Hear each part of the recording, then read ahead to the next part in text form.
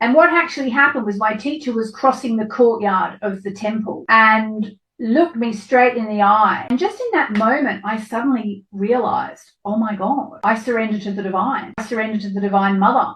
I surrender to the divine beloved. And I actually sort of lowered myself a little bit down to the floor to sort of as an act of surrender to the divine. And that was when my whole life began to change in incredible ways. And it's one of the reasons why on some spiritual, energetic level, I feel really confident in telling you that it's really the secret source of achieving whatever it is you want to achieve. I believe the earth is a school of manifestation, and we're here to learn about how to have a good experience in this physical body. But the full moon is the time to release it all to the divine. So I really want to emphasize to you that even though it's really wonderful to do the new moon wishes, it's the surrender that we do at the full moon that really, really changes things. When it's the full moon, it's a really good time to do forgiveness work, okay? I think the best thing that you can do if you can get your head around it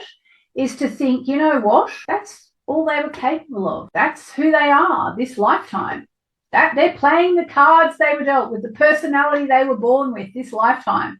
You know, they could have tried harder, they didn't. And just let it go. And another thing you can do is, if that's a bit too condescending for you, because it is a kind of a condescending attitude, but you can also say, okay, well, apparently we had a soul agreement before I incarnated, or before we incarnated here this lifetime. And that can make it easier to forgive as well. And so what I do in Moonology, and especially in my full moon ceremonies, is I try to give people a moment when they can forgive. So because we're here for the Moonology Masterclass, all about having a job that's more spiritually aligned, one of the really important things to do is, if you're one of the people who's had a rough time at work, and that's one of the reasons why you hate your job, or maybe you feel your boss is toxic, or your colleagues are toxic, or you're just feeling frustrated because you're not getting where you want to go professionally, offer it up to the divine.